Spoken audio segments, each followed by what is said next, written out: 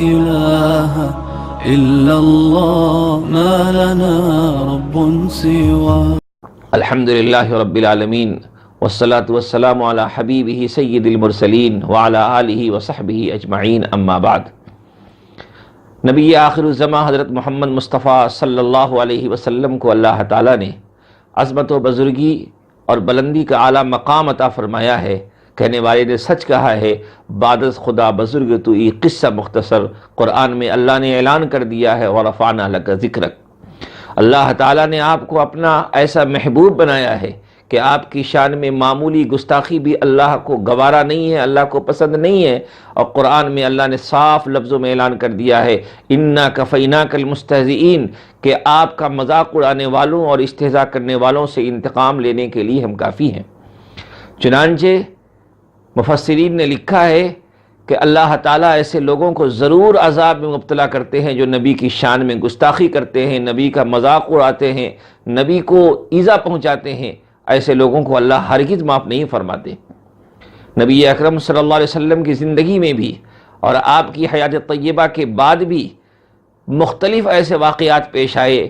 جو اس بات کے لیے گواہ ہیں کہ اللہ تعالیٰ نے نبی کی شان میں گستاخی کرنے والوں کو ہرگز معاف نہیں کیا۔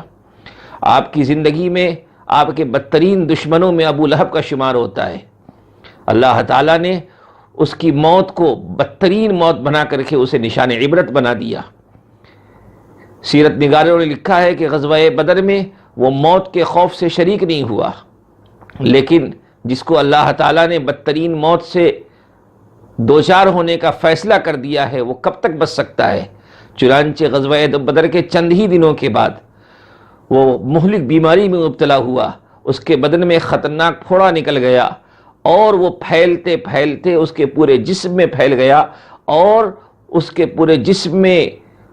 اس کا پورا جسم گل گیا، سڑ گیا، اس سے بدبو آنے لگی۔ اس کی بدبو سے تنگ آ کر کے اس کے بیٹوں نے اسے گھر کے باہر پھینک دیا۔ اسی حال میں اس کی موت ہو گئی، وہ جہنم رسید ہو گیا۔ اس کی بدبو کی وجہ سے کسی کو اس کے قریب آنے کی ہمت نہیں ہوتی تھی۔ کئی دنوں تک اس کی لاش سڑتی رہی، گلتی رہی۔ بالآخر مکے کے لوگوں نے جب اسے تانا دیا، اس کے بیٹوں کو تانا دیا، تو ان لوگوں نے حبشی غلام کو مزدوری پر رکھ کر کے اس کو جنگل میں پھینکنے کا انتظام کیا اور اسے مٹی اور پتھروں میں چھپا دیا۔ خود اسی ابو لہب کا بیٹا عتیبہ، جس نے نبی اکرم صلی اللہ علیہ وسلم کی چہیتی بیٹی حضرت ام کلثوم کو طلاق دیا، صرف اس بنیاد پر کہ ابو لہب نے مطالبہ کیا تھا اپنے بیٹوں سے سورہ لہب کے نازل ہونے کے بعد۔ تو شام کے سفر پہ روانہ ہونے سے پہلے ابو لہب کا بیٹا عتیبہ نبی اکرم صلی اللہ علیہ وسلم کے پاس آیا اور آپ کے سامنے بدتمیزی کی، غلط جملے بولے اور غلط انداز اختیار کرتے ہوئے اس نے آپ کی بیٹی کو طلاق دیا۔ اس موقع پہ نبی اکرم صلی اللہ علیہ وسلم نے اس کے لیے ایک جملہ ارشاد فرمایا کہ اللہم سلط علیہ کلبا من کلابک، کہ یا اللہ اس پر اپنے کتوں میں سے ایک کتے کو مسلط کر دے۔ چنانچہ سیرت نگاروں نے لکھا ہے کہ اسی شام کے تجارتی سفر میں جب وہ لوگ ایک راہب کے پاس پہنچے اور اس کے عبادت گھر کے پاس ان لوگوں کا قیام ہوا، تو راہب نے ان لوگوں سے آ کر کے یہ کہا کہ یہاں سنبھل کے رہنا، اس علاقے میں درندے بہت ہیں۔ اس کا سننا تھا کہ ابو لہب گھبرا گیا اور اسے نبی اکرم صلی اللہ علیہ وسلم کی وہ بات یاد آ گئی۔ اس نے اپنے ساتھیوں سے کہا کہ تمہیں ہمارا مقام معلوم ہے اور ہم تمہارے لیے کتنے اہم ہیں، یہ بھی تمہیں معلوم ہے، اور محمد صلی اللہ علیہ وسلم نے ہمارے بیٹے کے لیے جو کہا ہے وہ بھی تمہیں معلوم ہے، اس لیے سب مل کر کے میرے بیٹے کی حفاظت کرو۔ چنانچہ ان لوگوں نے اس کی حفاظت کی یہ تدبیر سوچی کہ سامان کو اکٹھا کر دیا اور سامان کے اوپر اس کا بستر لگایا، اس کے اطراف وہ لوگ خود اپنے سونے کا انتظام کیے اور اپنے اطراف انہوں نے اپنے اونٹوں کو بٹھا دیا تاکہ کسی طریقے سے درندہ اس تک پہنچنے نہ پائے۔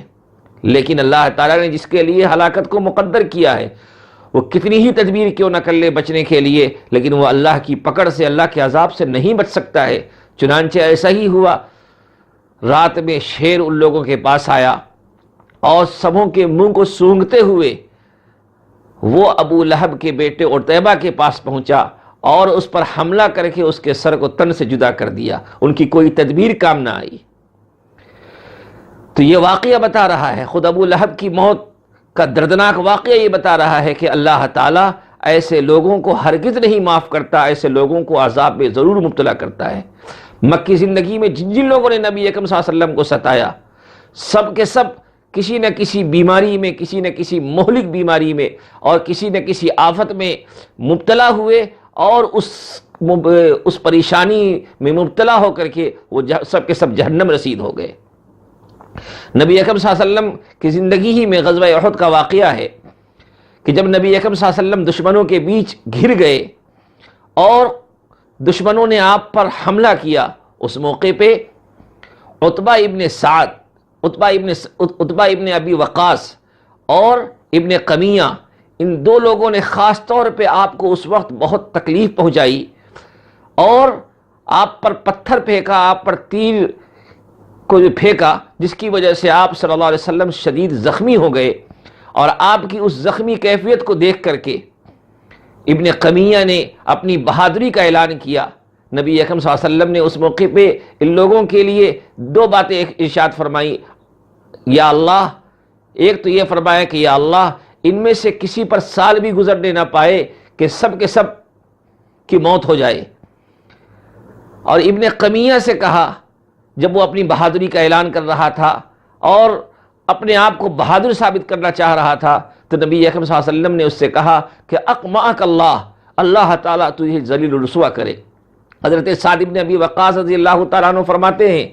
کہ خدا کی قسم ان میں سے کسی پر سال گزرنے نہ پایا، سب کے سب ایک سال کے اندر ہی ختم ہو گئے۔ اور ابن قمیہ کا تو برا حال یہ ہوا کہ ایک بکرا اس پر مسلط ہوا اور اس بکرے نے اپنی سینگ سے اس پر ایسا حملہ کیا، اتنا مارا اسے کہ اس کے جسم کے ٹکڑے ٹکڑے کر دیے اور وہی ختم ہو گیا۔ تو یہ واقعہ بھی بتا رہا ہے کہ اللہ تعالیٰ نے نبی کی شان میں گستاخی کرنے والوں کو نہیں بخشا۔ مدینے میں ایک عیسائی تھا جو اذان کے وقت جب مؤذن کی آواز یہ اشہد ان محمد رسول اللہ کی صدا بلند ہوتی تھی کہ میں گواہی دیتا ہوں کہ بے شک محمد اللہ کے رسول ہیں، اس جملے کو سننے کے بعد وہ کہا کرتا کہ جھوٹے کو اللہ جلا کر راکھ کر دے۔ عجیب اتفاق یہ ہوا کہ اللہ کی پکڑ اس پر مسلط ہوئی اور وہ رات میں سویا ہوا تھا، اس کے گھر میں آگ لگی اور اسی آگ میں وہ جلا اور اس کے گھر کے سارے لوگ جل کر کے تباہ و برباد ہو گئے، جہنم رسید ہو گئے۔ تو اللہ تعالیٰ اپنے نبی کے دشمنوں کو، نبی کو ستانے والوں کو ہرگز معاف نہیں کرتا۔ کتابوں میں لکھا ہے، علامہ ابن حجر عسقلانی نے الدرر الکامنہ میں لکھا ہے، اسی طریقے سے معجم الشیوخ میں یہ بات نقل کی گئی ہے صحیح سند کے ساتھ، کہ منگولوں کی ایک جماعت اپنے شہزادہ کے اعزاز میں، کہ ایک منگولی شہزادہ نصرانیت کو قبول کیا تھا، تو نصرانی مذہب کے ماننے والے اور نصرانی مذہب کے پادری ایک جگہ جمع ہوئے اس کے اعزاز میں، اس کے اکرام میں، اور اس موقع پہ ایک عیسائی پادری نے نبی اکرم صلی اللہ علیہ وسلم کی شان میں کچھ گستاخانہ جملے کہے۔ وہیں قریب میں ایک کتا بدھا ہوا تھا، شکاری کتا تھا، جب اس کی زبان سے نبی اکرم صلی اللہ علیہ وسلم کی شان مبارک میں گستاخانہ جملے نکل رہے تھے تو اس کتے نے اس پر حملہ کر دیا۔ لوگوں نے کسی طریقے سے اسے بچایا اور کتے کو دوبارہ باندھ دیا اور اسے کہا کہ یہ جو کتا تم پر حملہ آور ہوا ہے، تم نے جو زبان سے محمد صلی اللہ علیہ وسلم کی شان میں گستاخانہ جملے کہے ہیں، بری باتیں کہی ہیں، یہ اس کی وجہ سے اس نے حملہ کیا ہے۔ اللہ تعالیٰ نے ان کے دلوں میں اس بات کو ڈالا ہوگا۔ تو اس نے تعویل کرتے ہوئے کہا کہ ایسا کچھ بھی نہیں ہے، میں نے کتے کی طرف اپنی انگلی سے اشارہ کیا تھا، اس کی وجہ سے یہ شاید سمجھا کہ میں اس پہ حملہ کر رہا ہوں اور اس نے مجھ پر حملہ کر دیا۔ اور پھر اس نے دوبارہ ان جملوں کو اور گستاخانہ باتوں کو کہنا شروع کیا۔ دوبارہ اس کتے نے حملہ کرنا کیا اور رسی کو توڑتے ہوئے اس کے پاس پہنچا اور اس پر ایسا حملہ کیا کہ اس کے ٹکڑے ٹکڑے کر دیے اور وہ عیسائی پادری وہی جہنم رسید ہو گیا۔ تو یہ واقعہ بھی بتا رہا ہے کہ اللہ تعالیٰ نے اپنے نبی کی شان میں گستاخی کرنے والوں پر اپنی مخلوق کو ایسا مسلط کیا کہ وہ نشان عبرت بن گئے۔ مرزا غلام احمد قادیانی، جس نے نبی اکرم صلی اللہ علیہ وسلم کی شان رسالت میں گستاخی کی، اور آپ کی ختم نبوت پر حملہ کرتے ہوئے اپنے آپ کو نبی ہونے کا دعویٰ کیا، اللہ تعالیٰ نے اس کو بے شمار امراض میں مبتلا کر کے اس کی زندگی کو جہنم بنا دیا۔ خود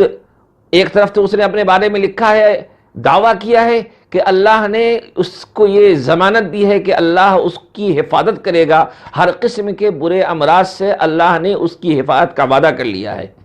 جبکہ دوسری طرف خود اپنے بارے میں اپنی تکالیف کو لکھتا ہے کہ وہ بے شمار امراض میں مبتلا ہے، اور خود اپنے بارے میں اس کا بیان ہے کہ اسے شوگر کی بیماری اتنی خطرناک لاحق ہے کہ دن میں 100 سے زائد مرتبہ پیشاب کے لیے جانے کی حاجت پیش آتی ہے، اور پھر اس ملعون کی حیضے کی بیماری میں مبتلا ہونے کی وجہ سے موت ہو گئی، جہنم رسید ہو گیا۔ اس کے علاوہ بھی ماضی قریب میں بھی جن لوگوں نے نبی اکرم صلی اللہ علیہ وسلم کی شان میں گستاخی کی ہے یا اس طرح کی جرات کی ہے، اللہ تعالیٰ نے ان کو دردناک سزا دیا ہے۔ الگ الگ انداز میں ان کی زندگی میں حالات پیش آئے۔ ایک گستاخ نے تو خود اپنا بیان اخبارات میں شائع کیا کہ اس کی زندگی جیتے جی جہنم بن چکی ہے، کیونکہ وہ تمام تر حفاظتی انتظامات کے دوران زندگی گزار رہا ہے، انتظامات کے بیچ زندگی گزار رہا ہے، لیکن اس کے باوجود بھی اس پر خوف و ہراس ایسا طاری رہتا ہے کہ اس کی زندگی جہنم بنی ہوئی ہے۔ تو یہ سب واقعات یہ بتا رہے ہیں کہ اللہ تعالیٰ اپنے نبی کی شان میں گستاخی کرنے والوں کو برداشت نہیں کرتے، اسے ضرور سزا دیتے ہیں، جیسا کہ اللہ نے خود اعلان فرمایا ہے اِنَّا كَفَيْنَاكَ الْمُسْتَهْزِئِينَ کہ استہزاء کرنے والوں، مذاق اڑانے والوں سے انتقام لینے کے لیے ہم کافی ہیں۔ اس لیے ایسے حالات جو آتے ہیں تو جو لوگ اس طرح کی ہمت کرتے ہیں انہیں اللہ کے عذاب کا انتظار کرنا چاہیے، چاہے کچھ بھی ہو جائے، وہ کچھ بھی تدبیر کر لے، نبی کی شان میں بدتمیزی کرنے والوں، گستاخی کرنے والوں کو اللہ تعالیٰ ہرگز معاف کرنے والے نہیں ہیں۔ اللہ تعالیٰ ان کو ضرور سزا دیں گے، ماضی میں بھی اللہ نے سزا دیے ہیں، اور آئندہ بھی جو لوگ اس طرح کی جرات کریں گے وہ اللہ کے عذاب سے بچنے والے نہیں ہیں۔ لیکن ان حالات میں جبکہ ایسے حالات ہمارے سامنے پیش آتے ہیں، یہ حالات ہمیں بھی کچھ تعلیم دیتے ہیں۔ ایک طرف ان حالات میں ہمیں جہاں دنیاوی تدبیروں کو اختیار کرتے ہوئے اس کی روک تھام کی کوشش کرنی ہے، وہیں اپنی زندگی میں بھی جھانک کر کے دیکھنا ہے کہ کہیں یہ حالات ہمارے برے اعمال کی وجہ سے تو نہیں، ہمیں جھنجھوڑنے کے لیے تو نہیں۔ قرآن کریم کی اس آیت میں غور کیجیے، اللہ تعالیٰ نے ارشاد فرمایا اپنے پیارے محبوب سے کہ وَلَقَدْ نَعْلَمُ أَنَّكَ يَضِيقُ صَدْرُكَ بِمَا يَقُولُونَ کہ ان کی باتوں سے آپ کا دل تنگ ہوتا ہے، یہ تو ہمیں معلوم ہے، ہم جانتے ہیں کہ ان کی باتوں سے آپ کا دل تنگ ہوتا ہے، لیکن ان حالات میں آپ کو کیا کرنا ہے؟ فَسَبِّحْ بِحَمْدِ رَبِّكَ وَكُن مِّنَ السَّاجِدِينَ وَاعْبُدْ رَبَّكَ حَتَّىٰ يَأْتِيَكَ الْيَقِينُ یعنی ان دل آزار حالات میں نبی اکرم صلی اللہ علیہ وسلم کو اللہ کی طرف سے جو روحانی نسخہ دیا جا رہا ہے کہ ان حالات کا علاج اور مسئلے کا حل یہ ہے کہ آپ اپنے رب کی تسبیح و تقدیس میں مصروف ہو جائیے، نماز پڑھنے والوں میں شامل ہو جائیے، اور موت آنے تک اللہ کی عبادت کیجیے۔ گویا کہ رجوع اللہ، اللہ سے تعلق کا استحکام، اور اللہ کے دربار میں استغفار اور تحمید و تقدیس و تسبیح کے ساتھ ہم حاضر ہو جائیں، اپنا تعلق اللہ سے مضبوط کریں، تو اللہ تعالی ہماری مدد فرمائیں گے، اور نبی کی شان میں گستاخی کرنے والوں کو نشان عبرت بنا کر کے ہمیں تسلی بھی دیں گے، اور پوری دنیا کے لوگوں کو یہ سبق بتائیں گے کہ ایمان والوں کہ دل آزاری کرنے کے پیچھے جو لوگ پڑ رہے ہیں، ایمان والوں کو جو ستانا چاہ رہے ہیں، اور ایمان والوں کے مربی و محسن نبی اکرم صلی اللہ علیہ وسلم کی شان میں جو گستاخی کرنا چاہ رہے ہیں، وہ در حقیقت اللہ سے جنگ کرنے کے لیے تیار ہیں، اور ایسے لوگ جو اللہ سے جنگ کرنے کے لیے تیار ہوں ان کی قسمت، ان کا مقدر سوائے ہلاکت و بربادی کے اور کچھ نہیں ہے۔ تو بہرحال ان حالات میں ہمیں اپنی اصلاح کی بھی فکر کرنی ہے، اور یہ پیغام ہمیں پوری دنیا کو سنانا ہے کہ جن کی ذہنی خرابی